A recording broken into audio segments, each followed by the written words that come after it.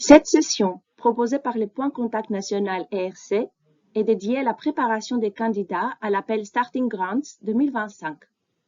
À cette occasion, on vous présentera les changements du programme de travail 2025. Après avoir posé le contexte et fourni quelques rappels généraux sur les appels ERC, nous examinerons en détail le processus et les critères d'évaluation, puis nous détaillerons le contenu et le rôle des différentes parties du dossier. Nous vous donnerons enfin quelques chiffres et quelques liens utiles dans le cadre d'une candidature. Commençons par quelques rappels. L'ERC a pour seule mission de soutenir la recherche des plus hauts niveaux en Europe. Sous le programme cadre Horizon Europe, elle reste positionnée au sein du premier pilier dédié à l'excellence scientifique. Sa part du budget, grosso modo 17% du budget global, correspond à environ 16 milliards d'euros pour 7 ans. Comme vous pouvez le voir sur ce graphe, le budget annuel dédié aux appels ERC continue à progresser jusqu'à la fin de Horizon Europe en 2027. Le Royaume-Uni est désormais de retour en tant que pays associé, alors qu'un point important pour l'avenir est maintenant le retour de la Suisse prochainement, en cours de négociation. Ceci permet de continuer de financer, chaque année, plus de 400 lauréats starting avec un taux de succès autour de 13%. Quel est l'objectif de ce budget? Il s'agit de financer des projets de recherche ambitieux, en rupture, que l'on peut définir comme étant aux frontières de la connaissance. Les seuls critères d'évaluation est l'excellence scientifique, avec un focus manifeste sur les projets scientifiques.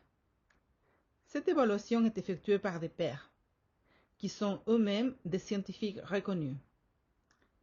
Même si le projet va bien sûr impliquer une équipe, le projet est porté par un chercheur qui constitue la colonne vertébrale du projet.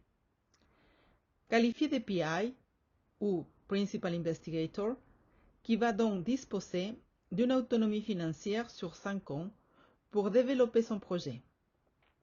La notion de portabilité indique par ailleurs que la bourse est rattachée au PI et qu'il peut changer d'institution d'accueil en cours de projet. Il s'agit par ailleurs des appels blancs, donc ouverts à toutes les disciplines sans aucune contrainte thématique. Pour des questions d'organisation, les domaines scientifiques sont structurés en 3 champs disciplinaires, à savoir les sciences humaines et sociales, les sciences de la vie et les sciences physiques et de l'ingénieur. Ces champs sont eux-mêmes divisés en sous-catégories appelées panels, qui sont actuellement au nombre de 28 depuis le ROC Programme 2024. En rouge, les changements, additions, précisions apportés par le programme de travail 2024 sont mentionnés, alors que le programme de travail 2025 apporte un changement sur les mots-clés du PE6. On évoque également ici les liens pour accéder aux sous-catégories des panels avec leurs mots-clés, alors que le lien équivalent pour 2025 est en attente. Pour permettre aux candidats de bien choisir leur panel, l'ERC fournit aussi une description plus précise des thématiques couvertes par chaque panel. Cela est par exemple illustré ici pour le panel PE9. Je rappelle que la liste des structures des panels n'est pas encore sortie pour 2025. De manière plus spécifique, les appels starting s'adressent à des jeunes chercheurs dont on attend un projet de recherche innovant et exploratoire, ce qui est au cœur de l'ERC. Mais les candidats aux appels starting doivent faire preuve d'indépendance. Cela se traduit par exemple par la publication en tant qu'auteur principal sans son directeur de thèse ou par la démonstration d'un progrès scientifique majeur à partir du travail qu'il ou elle a effectué pendant son doctorat ou son postdoctorat, ou bien par l'obtention d'un financement compétitif en tant que chef de groupe. Le montant de la bourse peut aller jusqu'à 1,5 million d'euros pour les starting. À ce budget peut s'ajouter jusqu'à 1 million d'euros supplémentaires qui peut être demandé pour des raisons bien précises, mentionnées ici, qu'il faut bien justifier. La description détaillée des appels est disponible dans les programmes de travail qui paraissent chaque année. Les appels ERC sont maintenant bien en place avec des grandes lignes que l'on retrouve d'une année sur l'autre. Pour rappel, le programme de travail 2024 a vu l'introduction de changements notables dans la présentation du parcours des candidats. À l'heure où nous publions cette intervention, le programme de travail 2025 n'est pas encore disponible, mais il le sera avant l'ouverture de l'appel Starting le 10 juillet prochain. Chaque programme de travail détaille notamment le calendrier des appels pour l'année. Pour le programme de travail 2025, l'agence exécutive de l'ERC indique un calendrier provisoire, ainsi que pour l'appel Starting 2025, la date limite est fixée au 15 octobre 2024. Néanmoins, ces dates sont à confirmer lors de la publication officielle du programme de travail 2025. L'appel ERC Starting s'adresse aux jeunes chercheurs qui se situent entre 2 et 7 ans après la soutenance réussie de leur thèse. Pour l'appel 2025, les candidats éligibles à l'appel Starting doivent avoir soutenu leur thèse entre le 1er janvier 2018 et le 31 décembre 2022. Sous certaines conditions, des extensions de la fenêtre d'éligibilité peuvent être accordées. Ces conditions listées ici sont bien identifiées dans la section des critères d'admissibilité et d'éligibilité du programme de travail. On rappelle quand même qu'elles doivent avoir lieu avant la date limite de candidature d'octobre 2024. Le candidat doit apporter des justificatifs qui seront inclus lors de la soumission de la proposition. Une nouveauté du programme de travail 2025 est l'inclusion d'un nouveau critère d'extension de cette fenêtre d'éligibilité pour des chercheurs en invalidité, alors que la notion de la catastrophe naturelle a été remplacée et plutôt enrichie par des catastrophes majeures, incluant également des catastrophes produites par l'homme. Un point important est aussi que les candidats à l'ERC, c'est-à-dire les PI, s'engagent à passer au moins 50% de son temps en Europe ou dans un pays associé. Il doit aussi consacrer un minimum de son temps de travail à son projet ERC, qui est d'au moins 50% pour la catégorie Starting Grounds. Ce temps doit aussi être contenu, il ne peut donc pas y avoir de trou sur la période de 5 ans. Quelques premiers conseils pour finir ces rappels généraux. Tout d'abord, si l'envie, mais surtout si l'idée que vous voulez mettre en œuvre sont là, n'hésitez pas à y aller. Pour que le projet soit pertinent, il est important de bien comprendre les attendus de l'appel et donc de lire les documents associés, notamment le programme de travail et le guide du candidat. Faites-vous aider, ne vous y prenez pas au dernier moment. Et à l'inverse, prenez le temps nécessaire pour faire mûrir votre projet, pouvoir le relire à tête reposée et le faire relire par d'autres, notamment d'anciens lauréats qui ont l'expérience et peuvent être de très bons conseils. Sachez écouter, mais aussi entendre les critiques et conseils, même s'ils sont contradictoires. Si quelque chose n'est pas clair, c'est sans doute que vous ne l'avez pas assez bien expliqué. Bien sûr, respectez les consignes. Et si votre projet ne passe pas la première fois, dites-vous que vous n'êtes pas le seul, que la compétition est rude et appuyez-vous sur l'expérience acquise et sur vos rapports d'évaluation pour une nouvelle tentative. Nous allons maintenant insister sur les critères et les processus d'évaluation qui vont guider la construction des documents écrits et qu'il est important de bien comprendre pour se donner les plus grandes chances de succès. Le processus de sélection s'est fait en 3 temps, avec pour commencer la soumission. Celle-ci a lieu à une étape avec dépôt de tous les documents du dossier. Les dossiers éligibles, c'est-à-dire en général quasiment tous, passe ensuite en première étape au cours de laquelle le document scientifique B1 est évalué, ce qui conduit à une première sélection. Un maximum de 44 projets par panel sont alors retenus et passent en seconde étape. Les porteurs de ces projets sont invités à passer une audition devant les membres du panel. Lors de la deuxième étape de l'évaluation, les parties B1, B2 et les budgets sont considérés. Ces 2 phases d'évaluation se déroulent de manière bien spécifique, comme nous allons les détailler tout à l'heure. Un point commun à ces 12 étapes d'évaluation est qu'elles reposent tous deux, avant tout, sur ce qu'on appelle les panels, qui ont un rôle central. Les panels sont au nombre de 28 et ils correspondent aux champs disciplinaires listés plus haut. Chaque panel est constitué d'environ 16 à 18 membres, qui sont tous des scientifiques, dont les expertises couvrent la variété de thématiques du panel. Le panel est donc relativement multidisciplinaire. Ces membres siègent par ailleurs tous les 12 ans, moyennant un renouvellement d'un tiers à chaque fois, et leur composition est rendue publique une fois l'appel terminé, ce qui permet de disposer en amont d'un appel une idée relativement précise de la composition d'un panel. Le panel a un rôle central dans l'évaluation, et notamment sur lui qui repose la première étape de sélection. Il ne dispose à cet stade que d'un seul document, à savoir la partie B1 des projets, qui est lue en détail par 3 ou 4 membres du panel.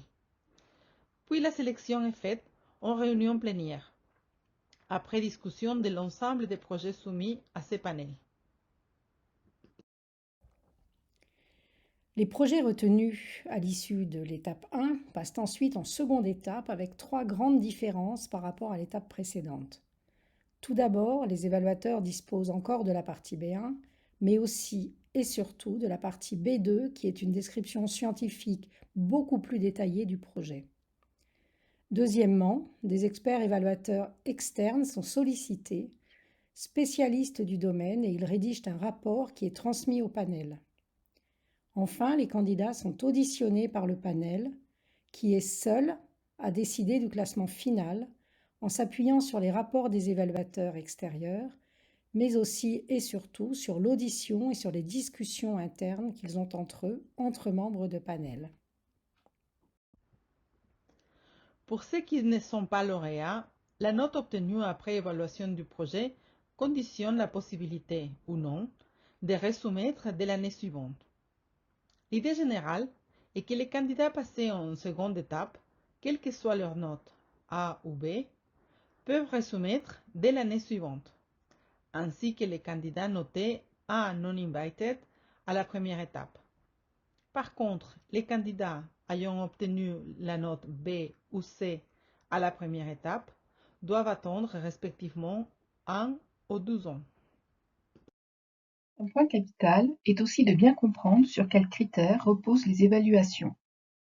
Ces critères sont parfaitement connus à l'avance puisque les questions précises auxquelles doivent répondre les évaluateurs sont fournies dans le programme de travail.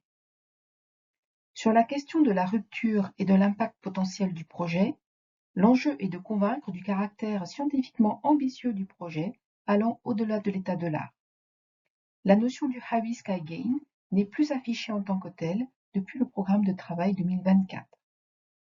Dans la mesure où un projet ERC est par définition ambitieux et donc potentiellement risqué, la prise de risque doit donc être réfléchie et contrôlée. Une seconde catégorie de critères vise des aspects plus techniques. Il s'agit notamment de la faisabilité du projet et de la pertinence de la méthodologie proposée. Tout doit être décrit dans le projet avec précision, de manière adaptée et justifiée pour répondre aux besoins du projet. Viennent enfin les critères liés au candidat, à savoir sa capacité à mener un tel projet, l'adéquation entre son expertise et la proposition, ainsi que les premiers éléments montrant la capacité du candidat à développer une pensée créative et innovante. Sur la base de ces critères, nous avons listé ici un ensemble de questions qu'il peut être intéressant pour les candidats de se poser pour affiner leur projet. Notamment, quel verrou scientifique mon projet va-t-il lever? En quoi le projet va-t-il au-delà de l'état de l'art? Pourquoi est-ce le bon moment? Ou aussi, en quoi suis-je la meilleure personne pour répondre à l'enjeu? Les réponses à ces questions doivent pouvoir être trouvées aisément dans le projet pour convaincre les évaluateurs. Ayant compris les principes de l'évaluation, nous pouvons maintenant détailler le contenu du dossier et le rôle de chaque partie. Le dossier ERC est constitué de deux types d'éléments, à savoir les documents administratifs, ici en vert à gauche, et les documents scientifiques, les fameuses parties B1 et B2, déjà évoquées plus haut, ici en orange à droite. La partie administrative est constituée d'un formulaire à remplir en ligne et d'une partie annexe. Le formulaire en ligne intègre toutes les informations administratives liées au projet et au candidat, mais aussi des éléments additionnels tels que les mots-clés, qu'il faut par ailleurs choisir avec attention car ils servent notamment à identifier les experts. On y trouve aussi le budget qui doit être bien justifié et cohérent avec la proposition scientifique ou encore des aspects liés aux questions éthiques ou de sécurité. La partie annexe est le lieu où déposer les différents justificatifs sous format PDF. Il s'agit d'abord de la lettre d'accord de l'institution d'accueil qui doit être signée, donc ne vous y prenez pas trop tard. Ensuite, il faut un document officiel indiquant la date de soutenance de thèse. En France, c'est normalement indiqué dans le diplôme de thèse, mais il faut toujours vérifier. Et pour finir, il faut aussi savoir que les documents en annexe ne sont pas transmis aux évaluateurs. Donc, il est totalement inutile d'y glisser des documents scientifiques avec l'espoir que cela augmentera les chances de succès de votre dossier. Pour remplir ces parties, faites-vous aider par vos cellules support qui maîtrisent parfaitement ces aspects et surtout, contactez-les le plus tôt possible. Un point d'attention sur les questions éthiques. Vous devrez remplir un questionnaire afin d'identifier les éventuelles questions éthiques qui concerneraient votre projet. Dans Horizon Europe, seuls les projets soulevant des questions éthiques sérieuses et ou complexes feront l'objet d'un suivi particulier par l'ERC. Pour les autres projets, le respect des réglementations éthiques européennes et nationales relève de la responsabilité du Principal Investigator et de son institution d'accueil. Les conventions de subvention ne sont signées par l'ERC qu'après visa sur les questions éthiques. Il faut donc vous assurer dès la conception de votre projet que celles-ci pourront être traitées au sein de votre institution. Les parties scientifiques, qui sont celles dans lesquelles vous allez décrire votre projet, sont au nombre de deux, à savoir les parties B1 et B2, qui ont chacune un rôle et une fonction bien spécifiques. Un conseil à nouveau, avant de commencer la rédaction, bien prendre le temps de mûrir les projets pour que la question centrale et les stratégies proposées soient bien claires dans votre esprit, ce qui facilitera grandement la rédaction du projet. Vous aurez compris que la partie B1 est le seul document évalué à l'étape 1. À elle seule, elle doit donc permettre aux évaluateurs d'avoir une vision d'ensemble du projet, à la fois sur le contenu scientifique et sur le porteur. L'évaluation à cette étape ne fait intervenir que les membres du panel, donc un public relativement multidisciplinaire avec au mieux un seul spécialiste de votre domaine. Il faut donc être très pédagogique. À noter, la présentation des parties CV et track record a été modifiée depuis le programme de travail 2024. Cette partie B1 débute par un résumé qui ne doit pas dépasser 2000 caractères, mais qui constitue vraiment la porte d'entrée du projet et qu'il est important de bien travailler pour immédiatement capter l'intérêt du lecteur et lui donner envie de lire la suite. Vous disposez ensuite de 5 pages, appelées Extended Synopsis, pour convaincre les membres du panel de l'intérêt et de la pertinence du projet. Un conseil est de dérouler une histoire partant du verrou que vous vous proposez de lever, expliquant quel est l'intérêt, en quoi il est porteur d'avancées scientifiques et comment vous pensez vous y prendre. Vous devez aussi convaincre de la faisabilité du projet et montrer que les risques ont été considérés et évalués. Si vous faites relire votre projet, appuyez-vous sur vos pairs mais aussi sur des non-spécialistes dont les regards peut être utile pour affiner des explications et les rendre compréhensibles même par un large public. Vient ensuite le CV et le track record, sur 4 pages, avec un modèle qui vous est fourni par l'ERC. Quelques conseils de bon sens. Mettez en valeur tous les éléments en votre faveur. Évitez les jargons. Certains membres du panel peuvent ne pas connaître le système français. Évitez les acronymes. Expliquez ou traduisez tout ce qui mérite de l'être. L'évaluation du porteur du projet met l'accent d'un côté sur sa capacité à mener des recherches ambitieuses et stimulantes et d'un autre aux contributions faites par les candidats à l'avancement des connaissances scientifiques. Le nouveau modèle propose 3 sections.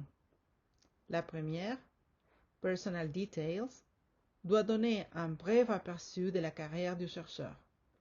Études de formation, travail, poste actuel et antérieur. La deuxième partie, Research Achievements and Peer Recognition, est aussi la plus importante. Il est attendu que les candidats choisissent 10 résultats de recherche et expliquent leur importance. Toute reconnaissance des pairs scientifiques a aussi sa place ici.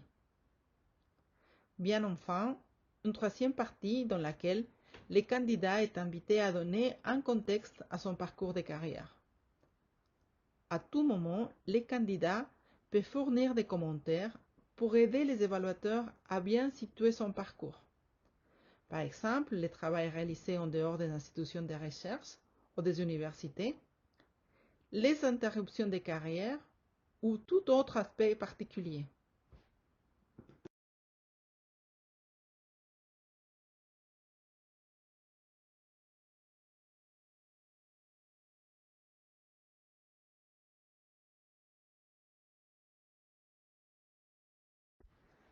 Cette partie doit permettre d'apporter des éléments sur votre parcours et d'insister sur vos points forts. C'est le moment de montrer que vous êtes la bonne personne pour réaliser les projets. Pour commencer, vous pouvez y insérer un court paragraphe sur vous-même, faisant ressortir les points forts de votre parcours et de vos acquis, pour fournir en quelque sorte à l'évaluateur des éléments clés en main en votre faveur qu'il n'aura pas à chercher par lui-même.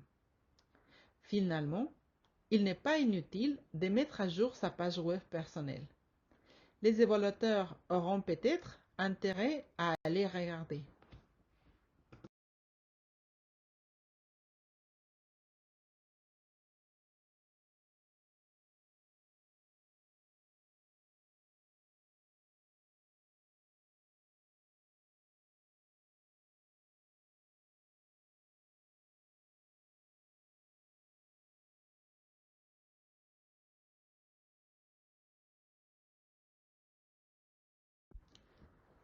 La partie Research Achievements est la plus importante de cette section.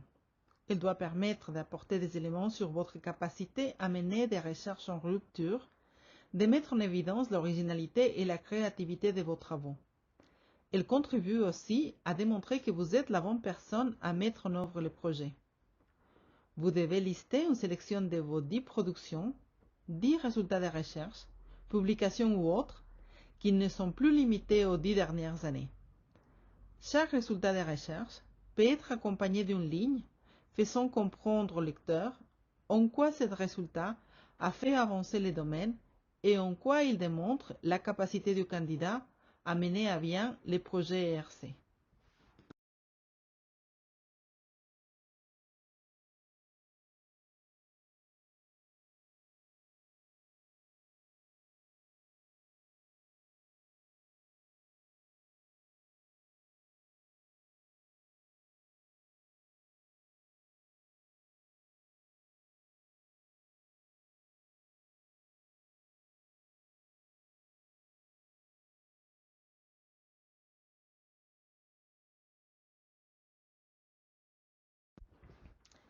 Dans la partie Peer Recognition, vous pouvez insister sur vos réalisations, vos responsabilités, vos contributions à la communauté scientifique, ainsi que la reconnaissance qu'elle fait de vos travaux. Pour chaque item, appuyez-vous sur des éléments concrets pour faire comprendre l'importance de ces reconnaissances par rapport à vous-même et au projet.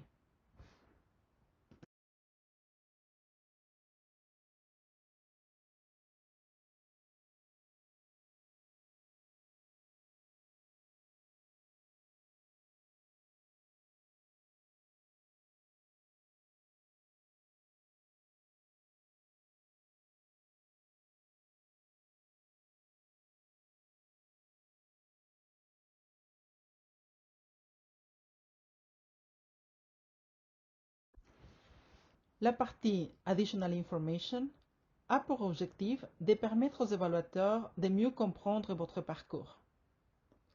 Expliquez comment vous avez construit votre carrière et l'impact que des événements importants de la vie ont pu avoir dans votre carrière.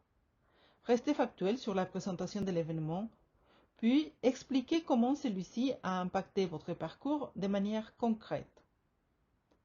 Vous êtes aussi invité à présenter les contributions en dehors de la recherche que vous avez pu apporter à la communauté, avec une brève explication de celle-ci.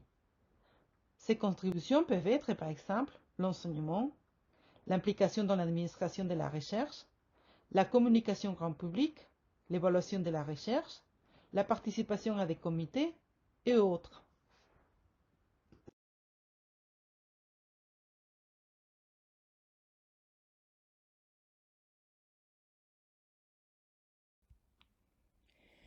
La partie B2, pour sa part, n'intervient qu'à l'étape 2.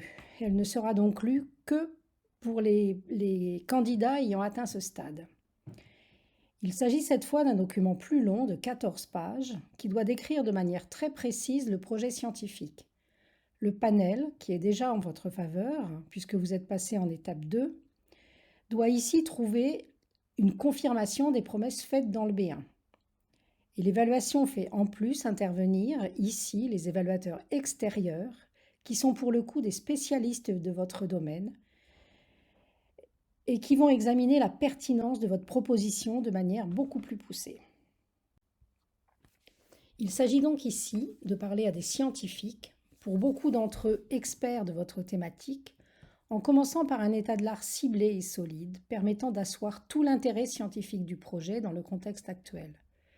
Il faut ensuite expliquer et justifier la stratégie globale, les étapes envisagées, avec un objectif qui doit toujours rester articulé autour de la question scientifique centrale.